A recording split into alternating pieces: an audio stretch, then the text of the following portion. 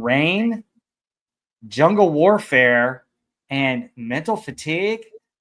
Find out what they all have in common, along with more rain, coming up.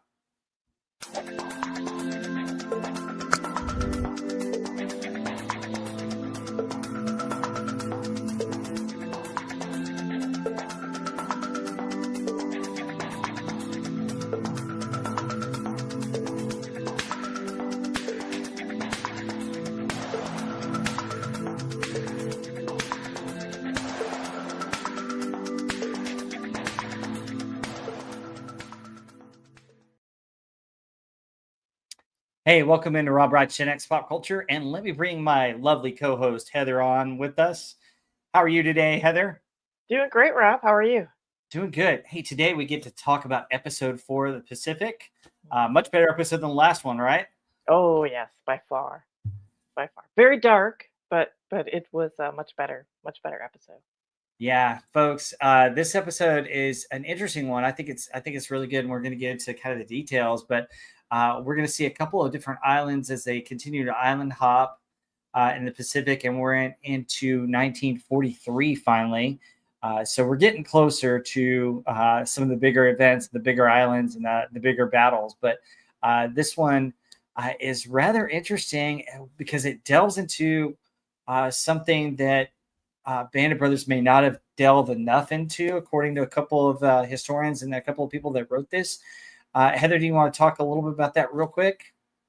Yeah, I think one of the show runners or creators had mentioned watching Band of Brothers and thinking it was a little bit too light and just only focused on the positive, which I don't know if that's entirely true. It did have some dark stuff in there, but they wanted to show the horrors of war, the psychological impact that it had on the men, and just take a darker tone with this one to show, a lot of the horrors that actually happened. And so I think, they definitely erred on the side of going very dark. But overall, I think it's a good depiction, and it's certainly a choice when you make a show what you want to focus on.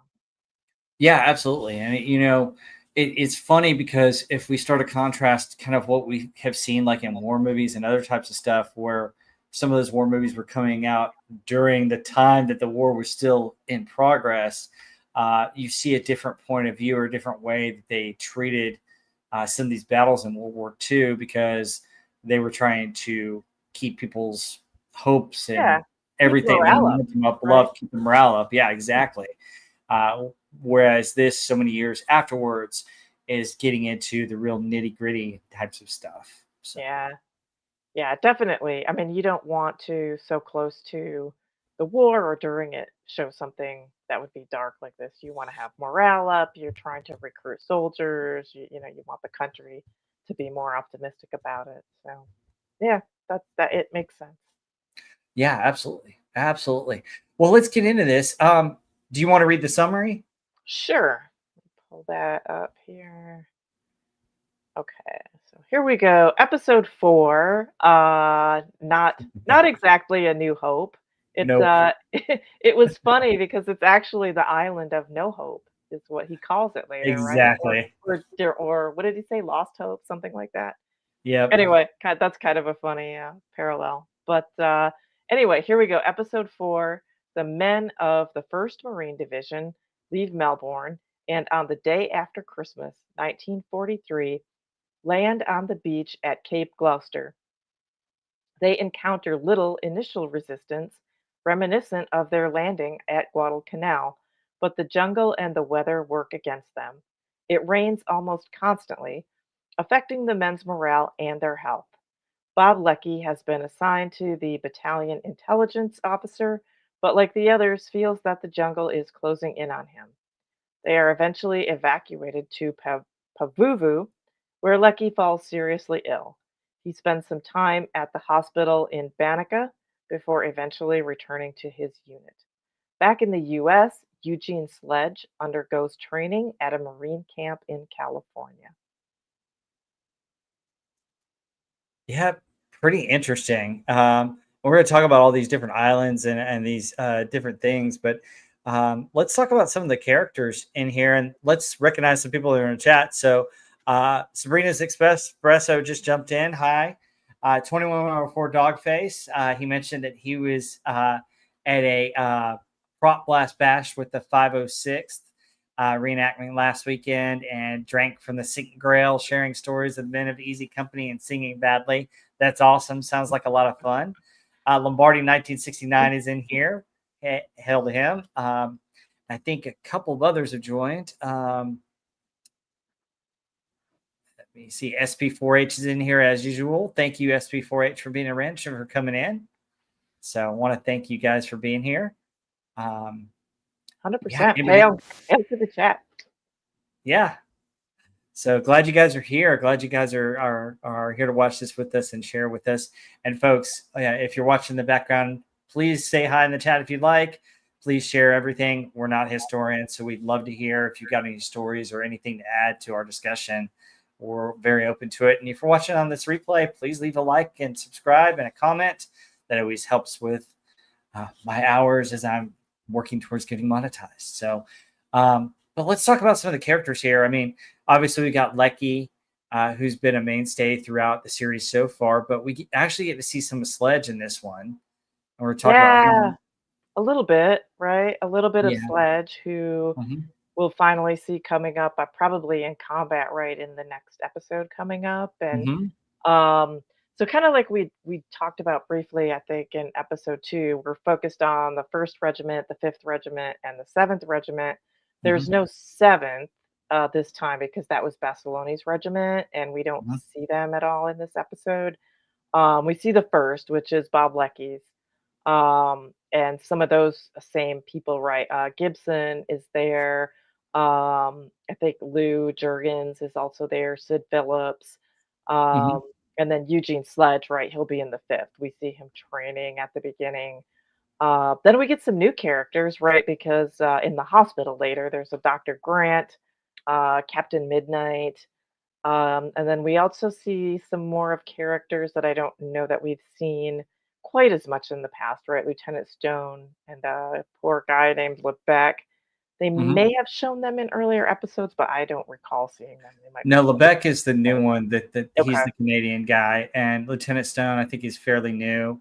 There's so many in the regiment. I can't tell if like they've been in there like right in sort of just in passing or kind of in back shots. That hard to tell if they've been in it or not, but they haven't been a focus at least. So. No, they haven't. And then you got Runner Conley, and he factors a little bit in it because it seems like he's the other one who has a parallel within the group to Leckie, because he's the other one that we're going to talk about that gets sick.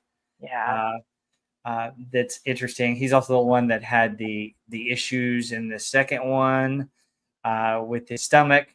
So, God, yeah, he's the one that seems to have problems all the time with medical type stuff. It's kind of funny. It's just like, I feel like they all probably do have some to some extent. Gosh, yeah. I mean, got him in these just horrific conditions. Yeah. Brutal. Well, let's get into this, and we're going to start with a little bit of training because we got Eugene Sledge here, and let me bring up. We got some screen caps. I wasn't able to get a lot of this episode, but we got his sergeant here. This is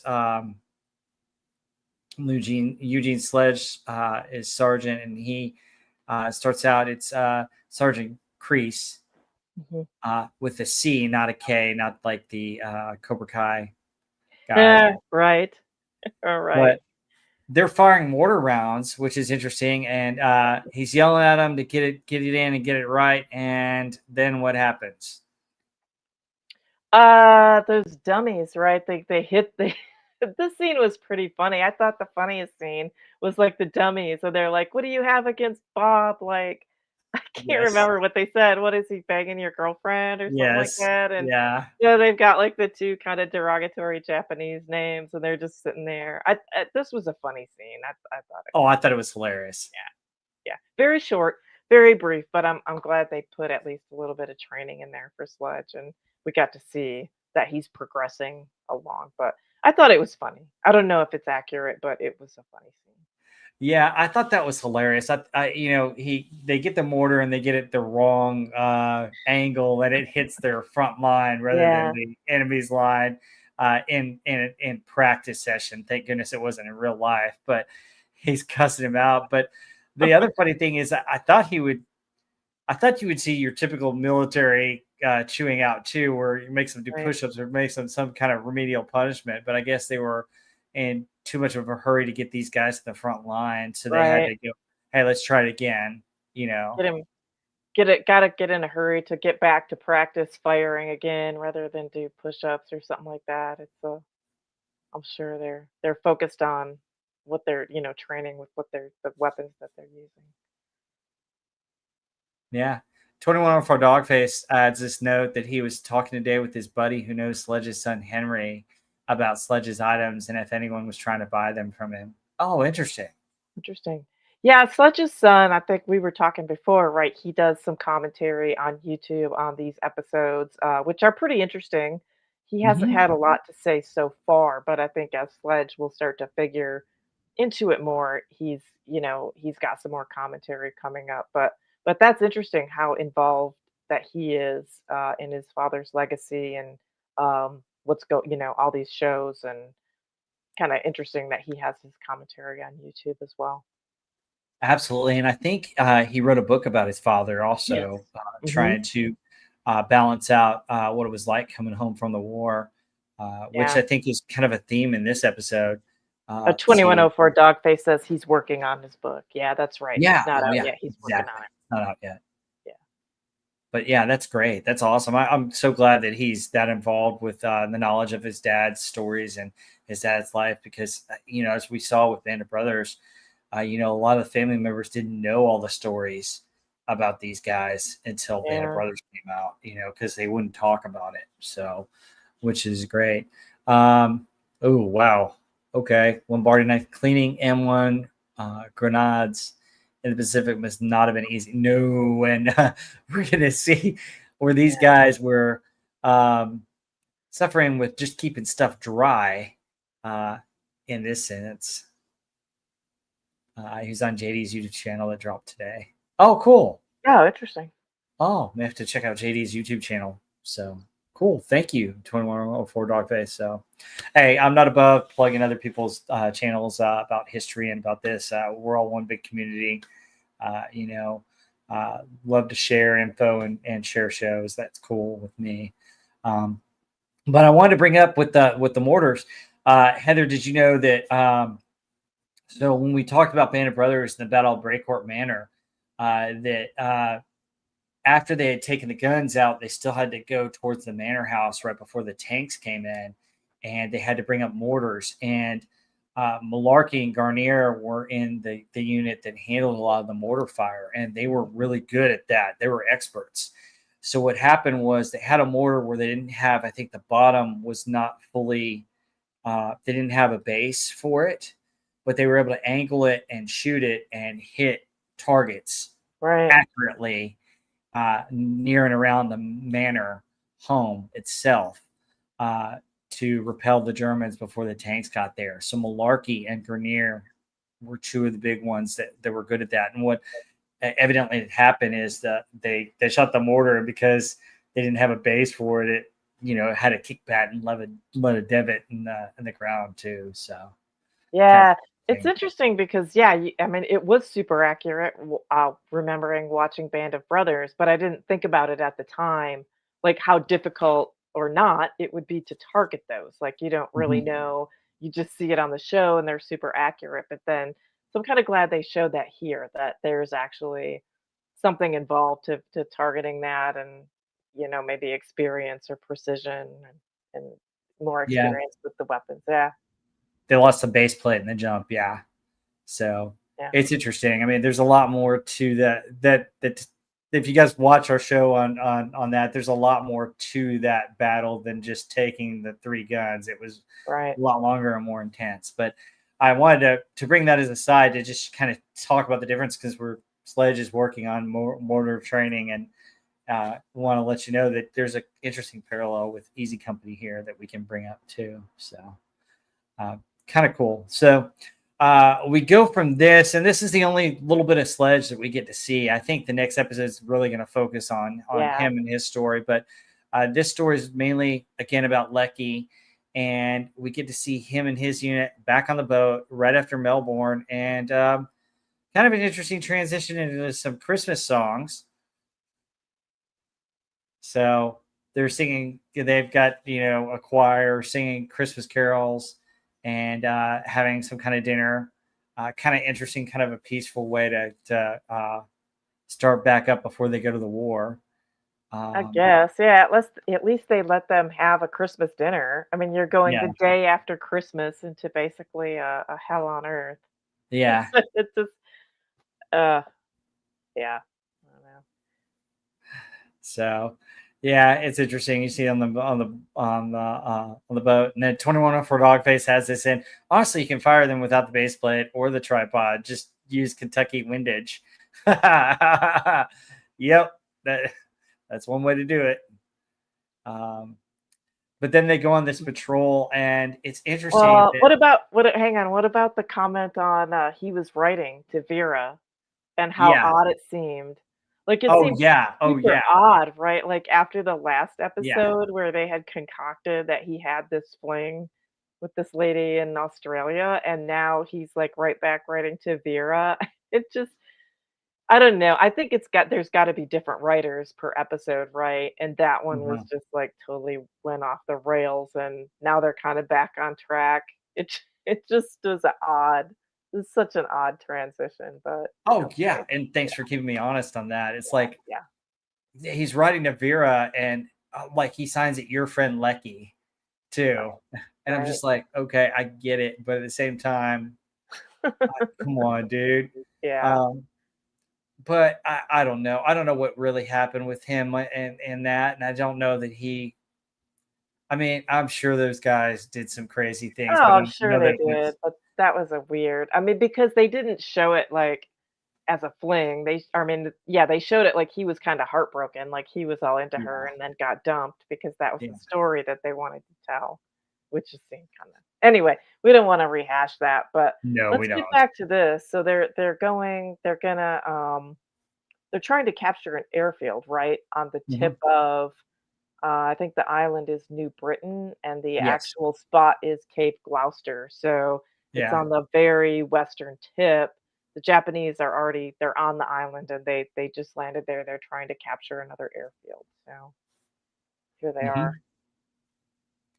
Yeah, and this is the definition of a straw man. Yeah. Which I thought it was very clever because Totally. the Japanese were leaving some of these to, help defend while they reinforced another area and make you think that there's Right. a battalion there that's got anti-aircraft fire. That's pretty cool that they set Right. that up. But I thought it was funny. He's like, oh, they like Riley's, and he puts a cigarette in there, which is just hilarious. Yeah, Um, funny. but then they go on patrol, and they're on patrol, and Leckie was up front at first, and then he gets shuffled to the back. And it's interesting because as we learned in some of the series with like Band of Brothers, either the front or the back is always going to get the action. Right. Yeah, So the worst spots.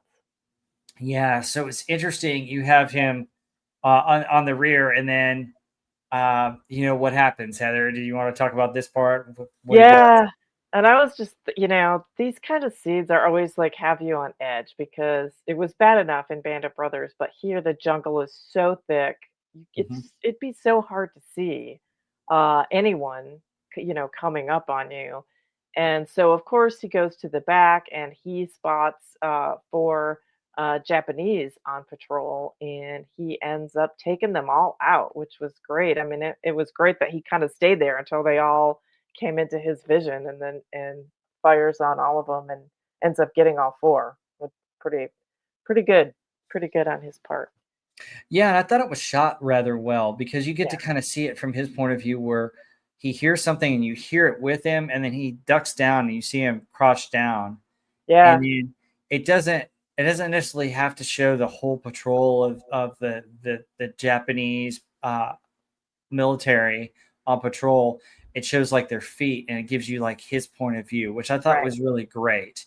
Yep. It made the scene a little bit more believable, and it puts you a little bit more on edge because you're like, what's going to happen? Are they going to catch him? Where are they? You don't really know. And you get to put yourself kind of in his shoes in a way because, in the jungle, it's so, it's so dense. Yeah, at first, I mean, it was so dense, right? When he first crouches down, I was like, "Oh, is he just gonna hide and let him pass and then have Mhm. his guys come back and get Yeah. him then, or is he waiting to see, like, how many there are?" Mhm. Yeah, so that was interesting once all 4 actually get kind of bunched up in his vision, how he pops up and, like, takes them all out. Uh, pretty interesting. It was shot really well because 'cause you're just kinda thinking like, "Oh my god, what do you do there?" Um, yeah, 21 Dark for Dogface says walking point sucks. That's what I would think. I would think point Mhm. would be worse. I'd rather take the rear, even though maybe that's worse. I don't know. I feel like point, you would just get the brunt of everything. Oh yeah, and we saw that in Band of Brothers too. Walking point, it was never a good thing. No. But yeah, this was interesting. I thought it was well done. One of the better scenes in Mhm. firefights in this whole thing. It was actually in daylight for a change, where we get to see. Okay, all right, we can tell, we can understand where they were. So it was interesting, and he gets, he hears something, takes out a Japanese patrol, and he gets praised for it, and he goes and gets the rest of the guys, and they see it, and I thought that was a great scene. Yeah. Um, but right after that, then we get another. I don't have pictures of it, unfortunately, but we get another firefight in the dark, and Yeah. it's interesting. But I'm sure these battles took place in the dark, probably at night or probably during the rainstorm. But I just wish there was a little bit more there.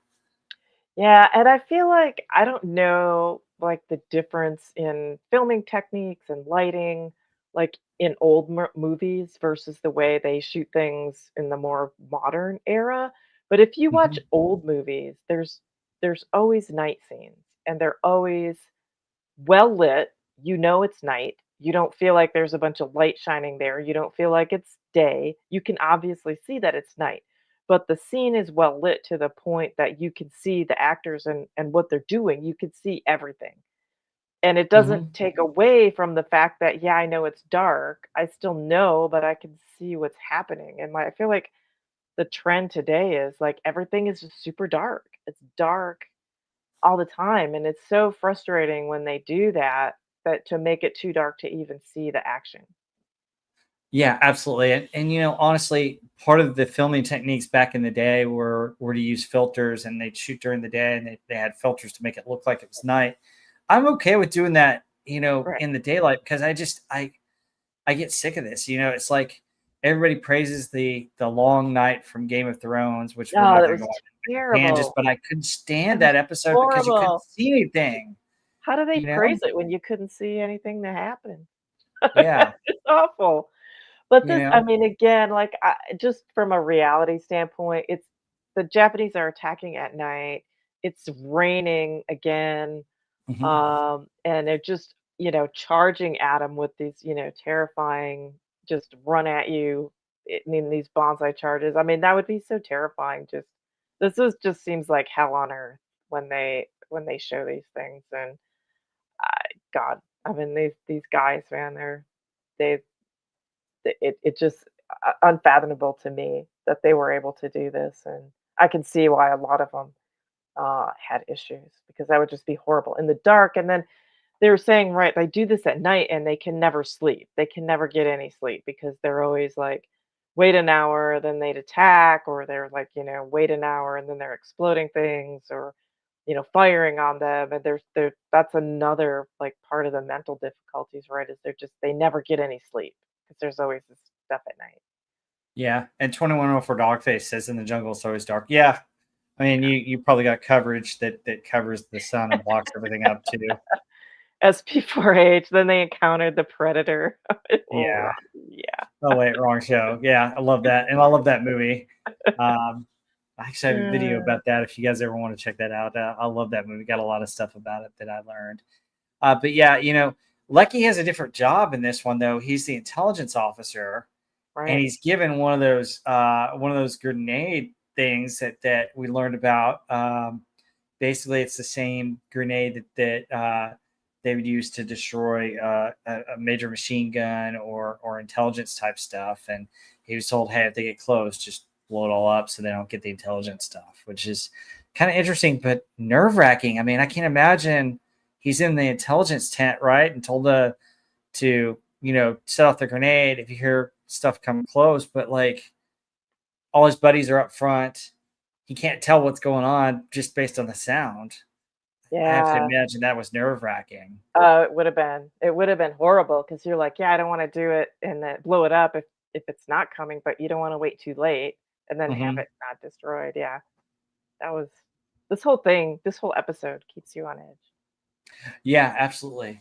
And in this episode, it was interesting because, well, we don't get to see a whole lot because again, it's night. But like, it looks like they had the high ground, and so a bonsai charge really Right. didn't do what it had done on a flatter terrain. Hmm.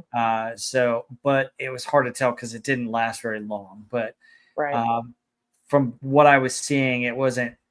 You didn't see what we saw a couple episodes again, where the bonsai charge was coming in and bodies were piling up to the point where they had Right. to move them off to be able to fire. But you never know. I mean, it's interesting. High ground. High ground. It's over etiquette. Yes, yes. Oh God. Yes, as we know from Star Wars, the high ground has its advantage. But yeah, it was interesting, and they actually mentioned the bonsai charge here too, which I thought was Yeah. good. Yeah. Um, and then Leckie has this feeling of guilt because he wasn't with the other soldiers. But being an intelligence officer has its weaknesses and privileges, I guess. Hmm. Yeah. S2 had been running a lot of patrols to gain intel on the enemy, like when Nixon did in Band of Brothers. Yeah, absolutely. Yeah. And, what Nixon did goes a long way. I mean, there's a lot that he did that people don't realize. Um, Oh like one of the yeah. big things that Nixon did, just going back to Band of Brothers, was he was the one that found out that they were in the wrong position, and he was able to replace E Company and Dog Company in the right uh, position because based on his intelligence gathering. So, Yeah. um, but Yeah. yeah, That's important. yeah, very important job, very important person to do that. So, but yeah, I mean it was cool. I just wish it were shot in a way that we could see more action. Right. So, um, we've got aftermath, and then we've got a patrol that they go on. And I just love the lines between uh, Leckie and Runner. Here, Runner goes, "They're either incredibly brave or incredibly stupid." And then Leckie says, or they just really effing hate us, Yeah. which is awesome. Um, Yeah. and the men of the men patrol to the camp, hold out uh, for the enemy wounded and sick, and find rotting bodies everywhere.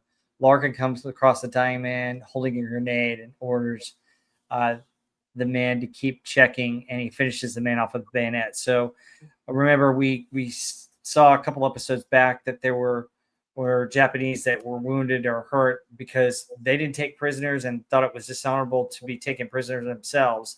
They would booby trap them with a grenade. Kind of like what we grew up with watching Red Dawn, the original with Patrick Swayze, Oh yeah, that was a great where one. Jennifer Grey's character is holding the grenade and waiting for them to get her. I love that movie. Oh, I love that movie too. Right? And it's a great movie. I Great love stuff. One that did not need to be remade. The remake was, agree yeah, 110%. I mean, not necessary and not good.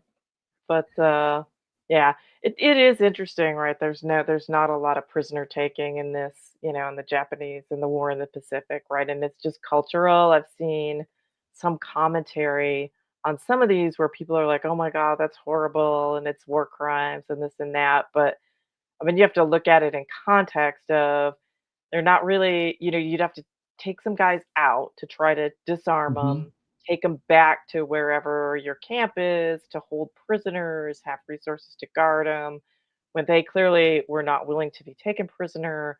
They did not believe in taking prisoners either. They are going to fight to the death and they're going to kill every one of you. So I think, just putting it in context is important in this war.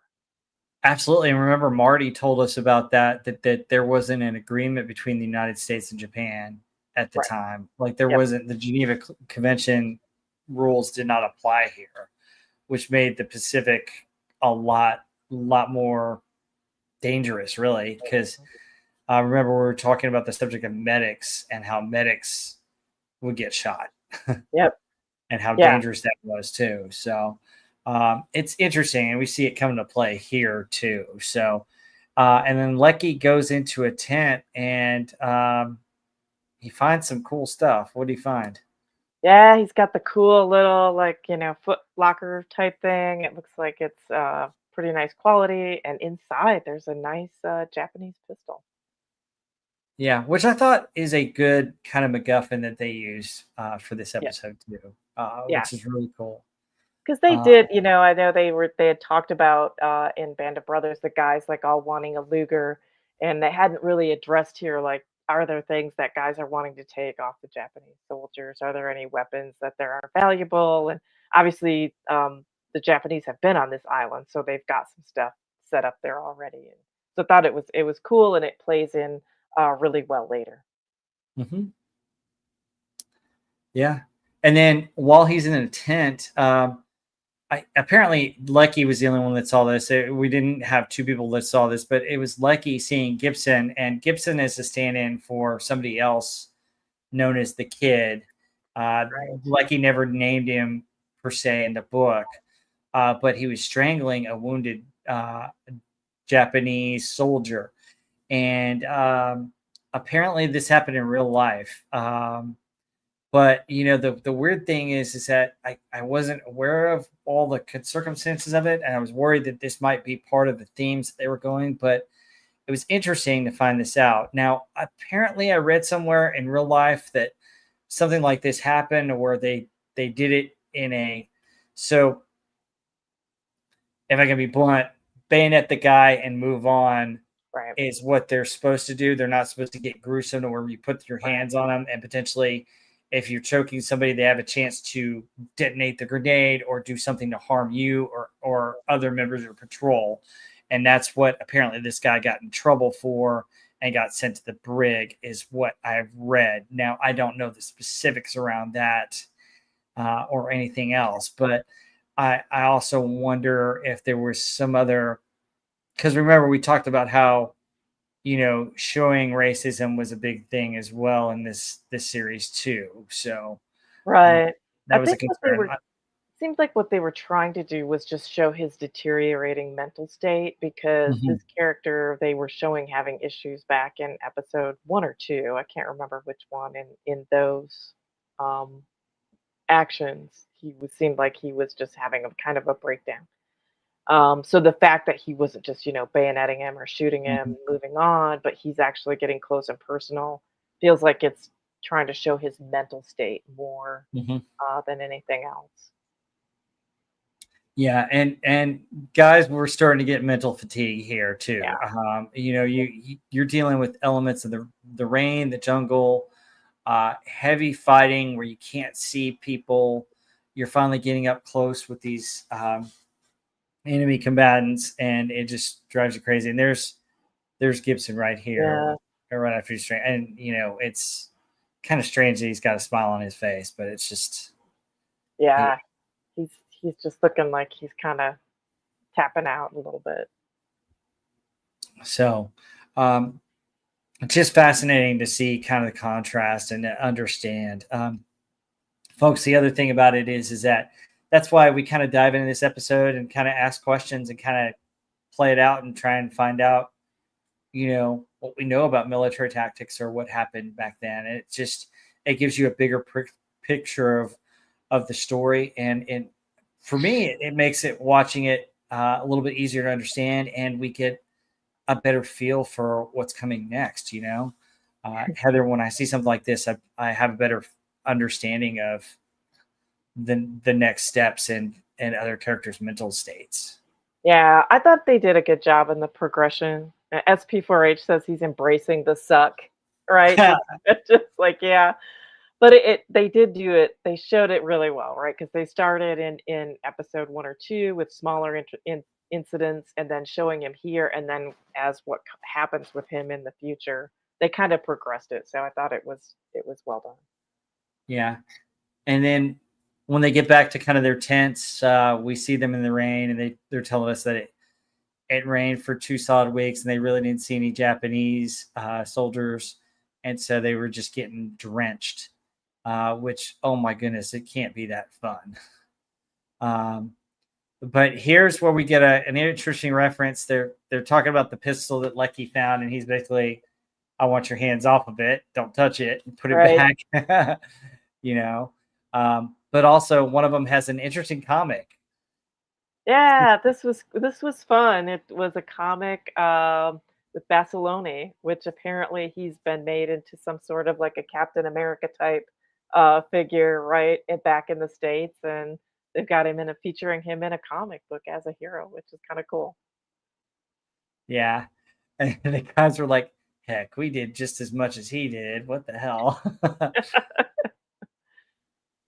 But 2104 Dogface adds, heck, after 15 days in the field, just doing patrols, eating rashes, etc., takes a mental toll on you. I can imagine. Oh my Yeah. goodness.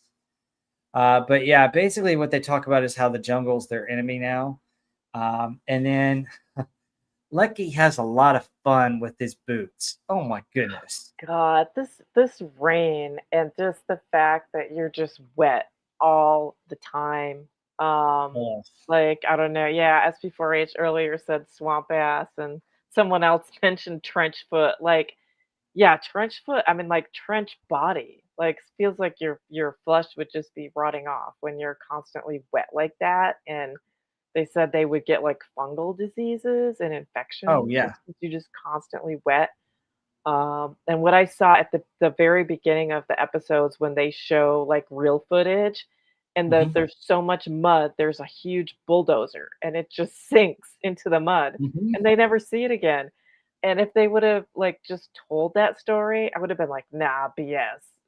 Yeah. You're exaggerating. But they actually show it, like this huge bulldozer just sinking down into the mud, and like, oh my god, the mud. And yeah, Leckie loses his boots, so then you're barefoot, and it just looks like, oh god, it just looks just like torture. It's Well, awful. even trying to fish your boot out of that big mud hole that he steps in, it's just like, oh my gosh. Right. It's just constantly being wet. You'd just be so uncomfortable. I mean, that would put you on edge and just make you crazy just dealing with that constantly. Yeah. And then you're adding another element here as part of the story, which I thought was interesting, is the lieutenant basically steals his foot locker, which Yeah. I thought that was just such a dick move. I mean, Yeah. good grief. And it really shows you how different Winters was, the way he treated his men. You know, it's just such a contrast, right? And you see this guy who's just a jerk and taking his stuff, but yeah, it was a good plot point because it just adds like everything's just piling on Leckie, right? Hmm. Yeah. And he goes, what up? The pistol in it. And he's like, what pistol? And then, because he originally told him, oh, we need to keep the paperwork dry. He's Yeah, like, the pistol that's right in here. Oh, and he's got his clothes. he's got his stuff in it. Yeah, huh, Yeah. sure. But you see the other aspect of this is after that happens, like he's back in the tent and he's just so mad about this. And his comrades are like, quit bitching, either do something or shut Right. up. But you're seeing the part of it is not just, Leckie's anger with this lieutenant. It's the mental fatigue. And now he's got Mm, revenge on his superior officer on his mind. right, So right. he's got that and everything else. It's adding to that. Yeah, Um, yeah. 2104 Dogface Swamp Pass sucks. And your gear is soaked, makes it even heavier. then spend your free time scraping off mud, cleaning gear, throw away your underwear, try to dry socks. Yeah. Yeah. Ugh, It would can't just imagine be that. impossible to dry your socks in this condition because it's constant. It's just pouring constantly. Yeah. Yeah. It's just crazy. But yeah, this is a picture of the lieutenant all smug and dry, acting like a jerk. Um, and then the punishment coming up. I have a lot of that. Nope. Punishment after that comes like Larkin accuses Leckie of stealing back the chest, and he puts him on Mhm. KP. I'm not sure if we don't see the chest again, so I'm not sure if it was Leckie or somebody else. But Well, uh, stealing it back, right? But then the gun exchange was funny because Lucky was kind of like, "What? I stole something that you said didn't exist?" Like, yeah, yeah, yeah. I thought that was hilarious. But yeah, and then he gets put on KP, and he's like, "Oh, that's good for a change. Change will mhm, do me good." yeah, So, um, and you find out that he has urinasis, which is disgusting in itself. It's such a sad thing, and apparently urinasis has to do with stress more than mhm, anything else. yep, You've already your nerves are already shot to the point where it's just. And for those of you that don't know what urinasis is, it's essentially wetting the bed. You can't. Your nerves are so shot that you can't tell when you need to go to the restroom.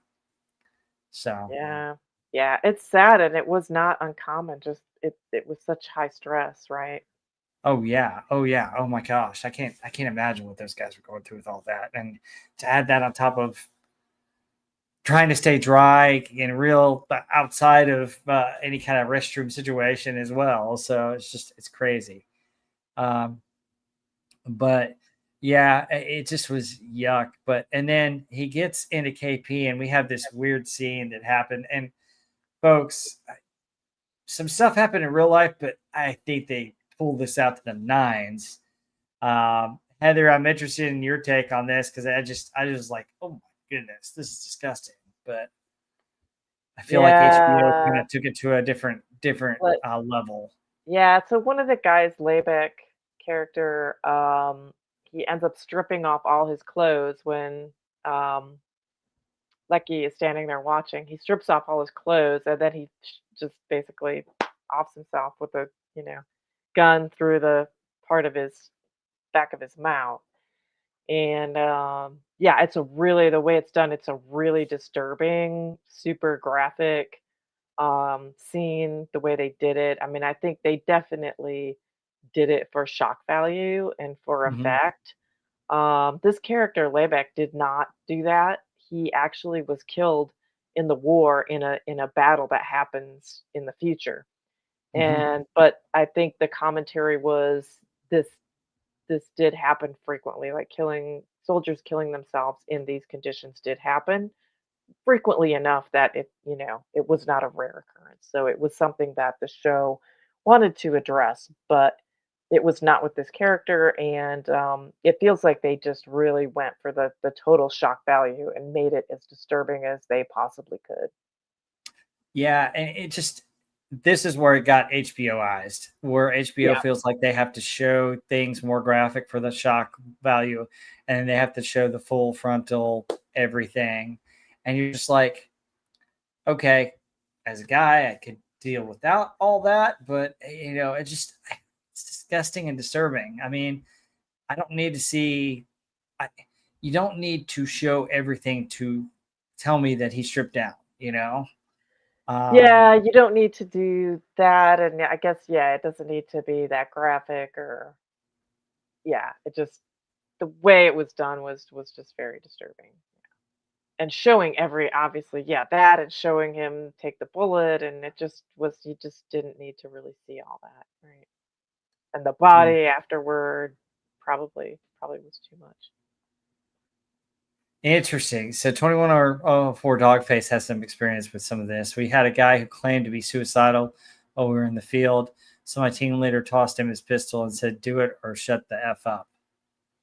Interesting. I guess that's to get them to get their head back into gear. How did that?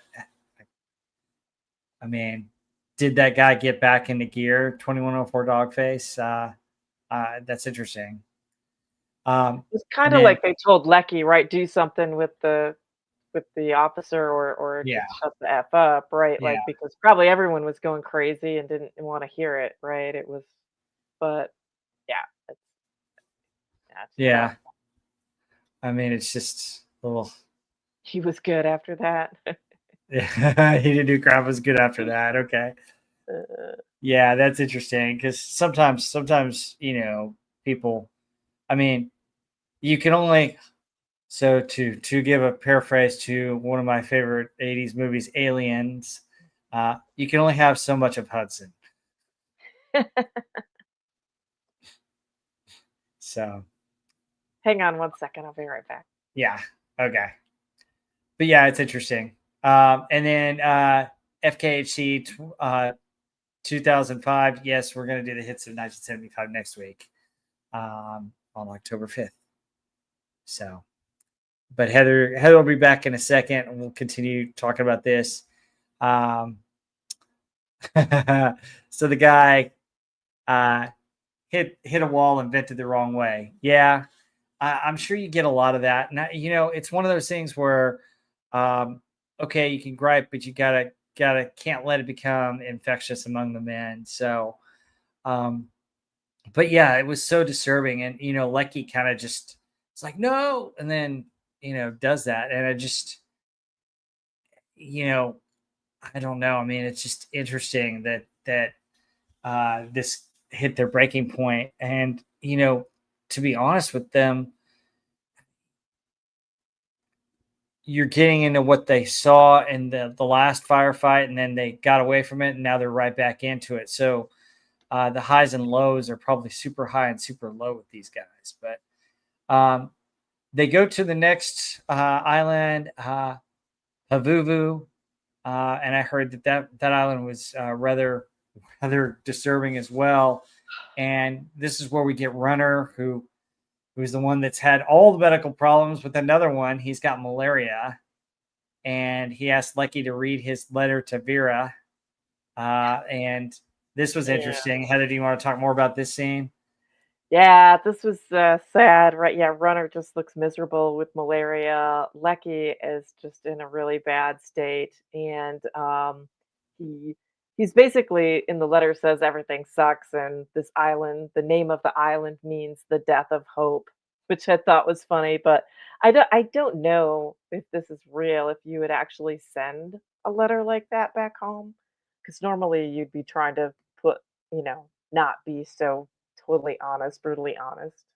I would think the soldiers wouldn't in writing back home, especially to like a lady who's, kind of a prospective girlfriend. But yeah, this island was just a horrible place, right, for these soldiers to end up. Um, it was supposedly just completely overrun with rats and crabs. The rats would like get into all their supplies and just eat everything, and crabs everywhere, and it stunk like rotting coconuts. Probably that's what why the rats liked it so much. There's probably like plants rotting everywhere, and Yeah, and but God, it, it's it just interesting to have that.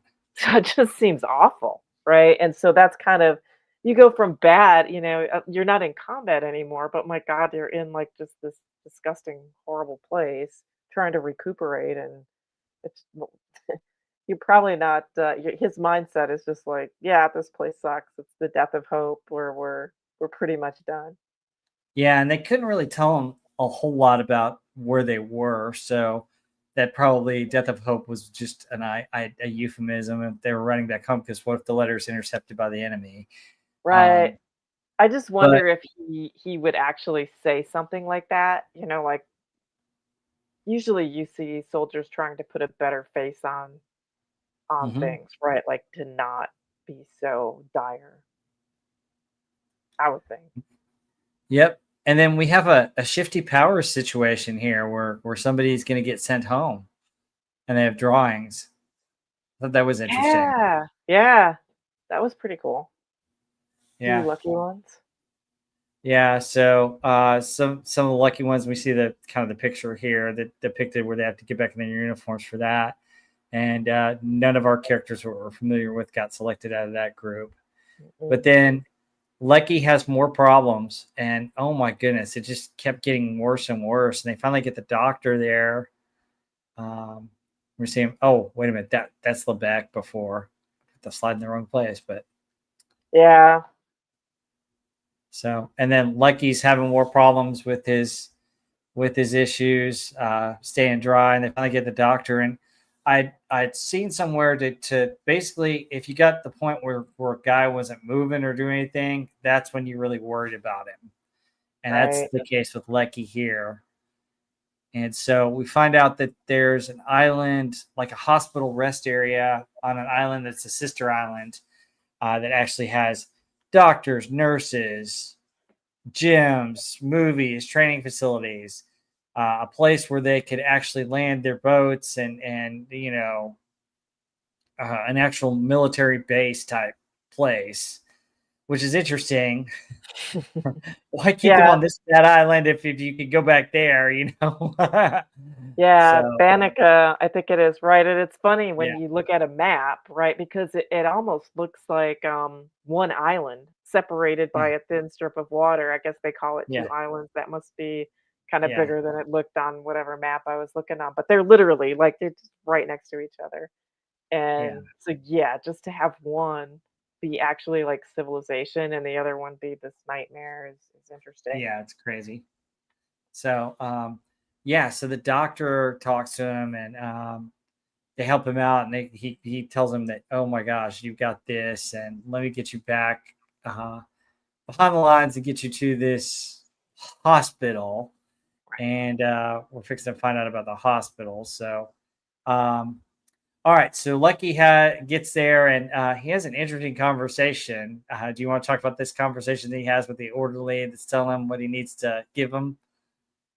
Yeah, so this is kind of funny, right? The orderly is like looking through his stuff, kind of checking him in. He's like, "Oh, razors, can't have that. Nope, gonna need your belt. Can't have that." And so Lecky pulls out the Japanese pistol, and he's like, "Oh, how about this? Can I have this?" And it just freaks the guy. The guy looks up and he's like, "Oh my god," because they're already thinking, right? He's mentally unstable, taking away his razors and belt. And now he's got this gun basically pointed at him. So it's kind of a comical scene, but I guess they're there to be evaluated. They didn't know if he's got physical problems or mental problems. But it is Hmm. a psychiatric ward, pretty much, where you're evaluating people Yeah, if they can still be in combat or not. yeah. And I thought the doctor character was really well done, by the way. Uh, I like the doctor. He acted it really well. yeah. So Dr. Grant, and he talks about the pistol, and basically, hey, this is a really neat thing, but we got to keep it here. Mhm. And he just basically tells him that, hey, yeah, it is a mental hospital, but you're the closest one that we could evaluate you. And so he tells him, that the orderly's going to wake him up a couple times, and not worry, just stay dry and rest. And then that night, the orderly doesn't wake him up, Mm, um, and he has more issues. And we won't go into that because it's never fun to talk about that kind of stuff. It's kind of yeah. disgusting. But we get to meet another character, Captain Midnight. And this character was rather interesting because apparently he was a pilot, and apparently he stays up all night reliving what happened to him. Yeah, that was sad, right? He just cracked, I think, and just he couldn't.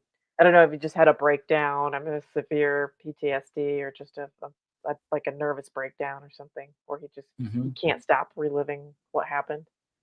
Yeah, there's the orderly, and here's Captain Midnight. So here's the orderly, and then there's Captain Midnight. And it's interesting because the whole thing with Leckie having the issue was kind of a test to make sure that he really did have that and it wasn't Mhm. something else, uh, which is interesting. I thought that was very clever on the psychiatrist Right. stand. It's like, oh, you passed the test. It's Yeah, like what? you passed the Not test. a test, What? right? Yeah. But then Captain Midnight has a big time breakdown, and the Right. orderly gets him, and Leckie does his best to get the doctor and get everybody in. That man, that orderly just takes it in the jaw. Oh my Right. gosh. Um, but I thought there was a key thing that the orderly says to Leckie in this one scene, which I don't have it here. I wish I had a screenshot of it, but he goes, for me, this is probably the most difficult part of the war, which is a stark contrast. And it's interesting that the orderly recognizes that, hey, I'm fortunate to even be here where I'm at. Right. This is the worst part of the war for me. And he Uh, seemed almost a little guilty, right? Because he pointed to yeah, his like bloody lip, and yeah. he's like, "Yeah, this is the worst, as bad as the war is going to ever get for me." Hmm. Which was the case for a lot of people, right? I mean, there's a ton of people in support and logistics and Hmm. hospitals and that don't see combat, and probably Hmm. more in those type of roles that do, all important. But I think he seemed like he had a little guilt associated with kind of being safe there and seeing all these men come through who had all these experiences. Hmm.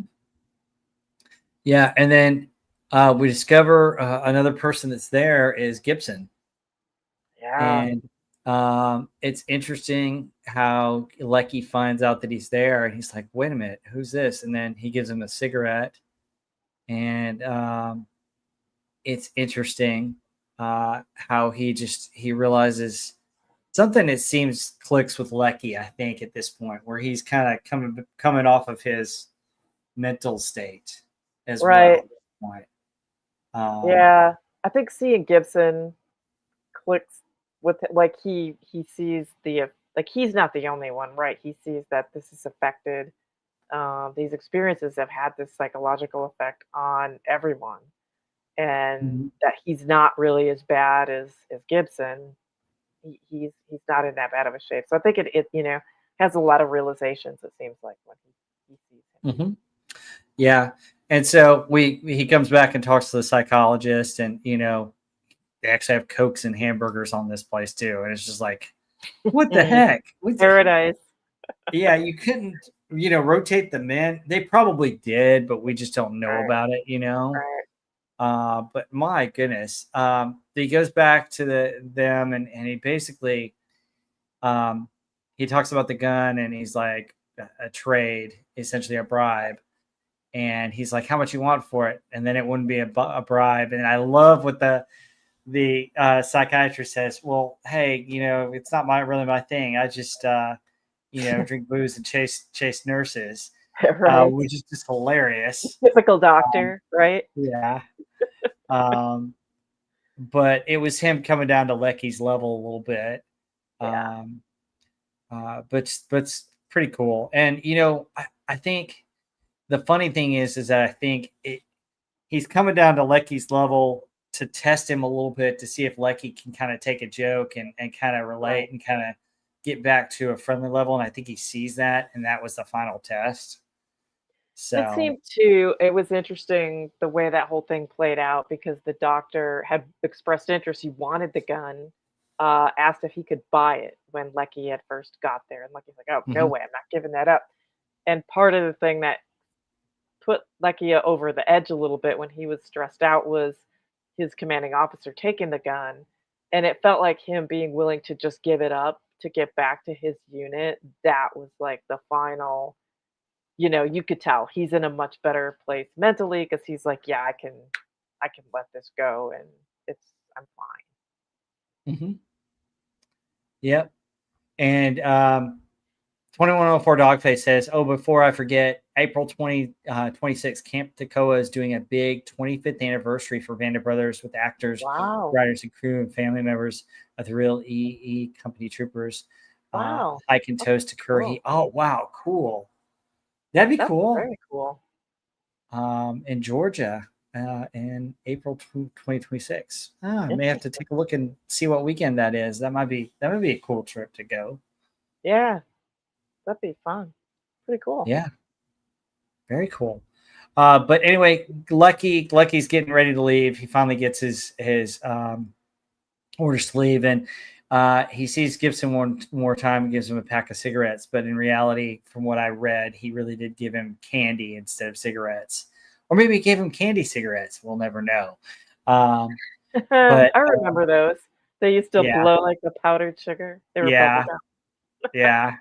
Yeah. It's a weird thing. Yeah. Of course, can't have them anymore because they look too real. What a But bad influence on kids, right? yeah, Trying to yeah, encourage smoking. yep. But anyway, he gives Gibson the smokes, and goes out, and we never find out what happened to Gibson, who is named the kid. I don't think Leckie ever found out in the book.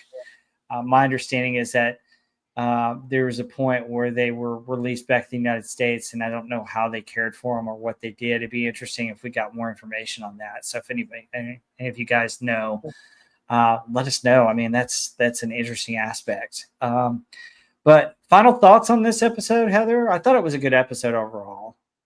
I thought this was a really good episode. I really didn't like the previous episode, so this one was good to get back to kind of the real action.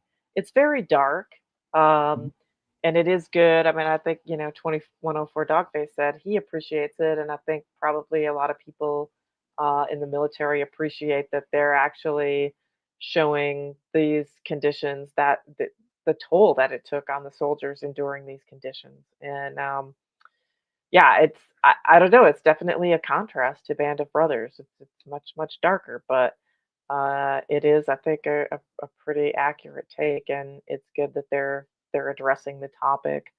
Um, I don't know, I think the way I I would be I I think maybe you could see it as exaggerated, except for the fact that they showed the actual men talking in the beginning of the episode, and they show the actual footage, and I don't think it's exaggerated at all. So I think it's a good episode. I liked it.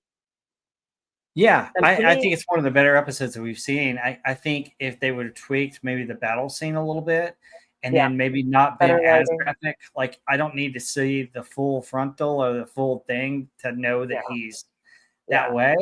right. I think you could have brought your point dramatically without having to show all that Hmm. and go into that great a detail.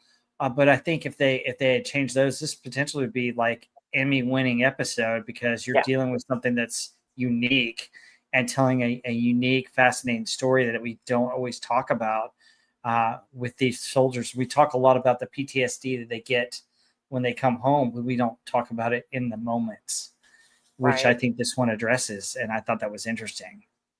Yeah, for sure. And I know, I think it was Marty who brought up like the conditions aren't worse than Europe. I gotta disagree because I mean, yeah, the battlefield stuff, the war, that's all the same. That's horrible. That has its own difficulties. But I much prefer being in Europe to being in the dang jungle. Um, Mhm. that it's just miserable conditions all on its own. It kind of made me think of like when I used to watch Survivor and they would have the show set in some of these jungle locations where it would just rain constantly and the contestants were so freaking miserable, like, you could see their skin and fingers and stuff just, getting, like, horrible, like, just almost looked like they were gonna fall off, and that's Yeah. not even any kind of battle conditions or any of the stress of, being shot at and killing people, that's absent all that, and they looked like they were having a mental breakdown, just the constant like, all you do is sit there and it just keeps raining, and you're just wet all the time. Like, that's a whole being in that condition adds a whole new level of misery to me, but for me, it'd be a lot worse. Oh yeah, I totally agree with you. I mean, I understand, dealing with the cold, but one of the things that we didn't talk about with Easy Company is that the reality is that they could bring men back off the line and get them into Bastogne where they did have Yeah, showers and could right, change. And then when the supplies came back in, they had winter gear. Whereas these guys, there's not a whole lot of gear that you can do to prepare you for right. torrential rains. I mean, And you're in Europe, you're in France, you're in Belgium, so when you come liberate these places, there's houses, there's culture, there's civilization. I mean, it's like a totally different atmosphere. Yeah, I don't know, this just seems a whole new level of suck on this. yeah, it's crazy. It's It's awful. insane. So I mean, But yeah, I'm glad they had this episode. So Mhm. it's interesting. I think this one is one of the better episodes of the series. This one, I think episode two, one or two is really good. Yeah. Much better than the third one, I think. So The third one was the only one I thought was really bad. I think yeah, this is the best. I can't remember if it was 1 or 2, where they had the battles. I mean, they both were good. I think 1 and 2 yeah. were both very good. But, Mhm. yeah, hopefully we get some more where we actually see the action, where we actually see the battles, Mhm. hopefully coming up, get to see, some of what the military actually did. I think will be interesting. Absolutely. Yeah, definitely. Yeah, I definitely want to see more of that. So, all right, guys. Well, let's give plugs and then we'll get on out of here. Heather, I know you're a wrench on many channels, but you want to plug anything? Sure. I guess always I say come to PCB. I think the movie of the week is American Werewolf in London, which Hmm. will be fun. And then, always come to Friday Night Frolics. I'm hanging out in the chat there and love to see everybody. So, yep, on Yeah, Jim Cox channel. I'll yeah. hopefully see Overlord you guys there. DVD. Yep. Yeah. Yep. I'll also be on that panel on Wednesday night when we discuss American Werewolf in London. We'll probably discuss some other stuff going on in pop culture, which will be unique. But next week on this channel, we're doing the hits of 1975 and an album we love, which is Led Zeppelin 4. It should be a great show. 1975 is way better than the last couple of years. So we've Yeah. got some actual good songs to talk about, some songs that I feel are actually worthy of being the top 40 that hold up to today. So we're finally getting into that sweet spot in the 70s. And we got a heck of an album to talk about. Led Zeppelin Yeah. 4 is one of the Yep. best albums of all time. Can't wait to talk about that album.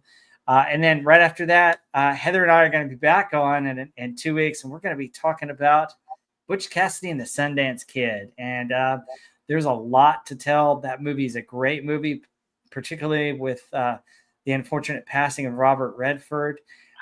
It's particularly, going to be good that we talk about it and talk about his Mhm. performance in that movie, but also we're talking about the history of it because there's some interesting stuff. And guys, we will answer the question: is it possible that they survived Accurate? Bolivia?